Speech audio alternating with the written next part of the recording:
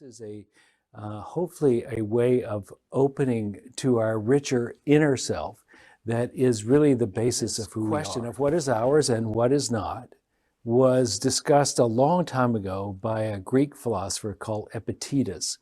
Epictetus is in the Stoic tradition. Ours, according to Epictetus, what's really ours is what goes on inside us. Only what is ours is what we can have mastery over, we can have choice over, what our will can control. And the only things that we can really control are our moods, our attitudes, our impressions, the way we think about something, and the good and evil in us. That's it. All the rest is external thought that essentially what we do on the inside is really the most important thing. And that the circumstances of our life may come and go. We are to play the game of life as though we can control it with all the strength and energy that that can muster. And that would be controlling our minds and our thoughts and also our actions and playing well with others and all the attributes that we have come to know makes a successful game. But it would be also wise, while we're playing the game as hard as we can, just as though we were on a competitive sports team, just as though we were trying to win the championship, we play it as hard as we can. In the end, we are not attached to results. We're not attached to the outcome, because in the end, many of the factors that cause the success or failure or outside our success comes when we control our attitude, the way we feel, the way we think, and the goodness or evil in our hearts. This is it. The rest, according to Epictetus, is what happens to you. And since it happens to you, it is not under your control. And since it's not under your control, it is not you. Your success, your station in life in any form is not you. That includes your body, your success, your status among other people. Those are not yours. What is yours is how you think about it. No matter what happens to me, as long as I take ownership of my choices, then I am free. My choices make me who I am.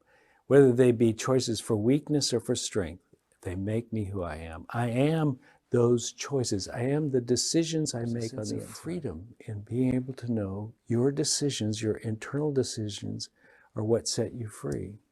Your internal life is what's really important to you. The rest is taken care of by the great author. The divine is making this play. Our philosophy of being a Stoic does not take us away from enjoying the pleasures of life. It merely frees us from being attached to them. We don't have to have the outcome that we are the hero of every story, that we are the one who wins. Instead, we are an actor on the stage. And recognizing that distinction can give us a bit of freedom inside.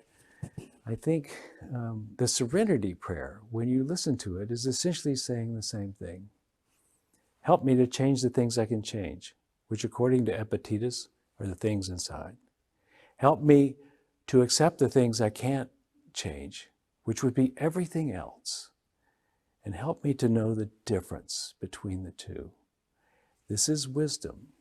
And this is what Epictetus taught us, was that if you can be wise enough to know what's really yours and what's not, what you can control and what you cannot control, that is deep wisdom. According to the Stoic, your moods, your emotions are under your control. Your moods and your emotions come from your desires. So if you want to get what they're really saying, even fear is something you wanted. You wanted to be afraid. Even grief is something you wanted. You chose grief.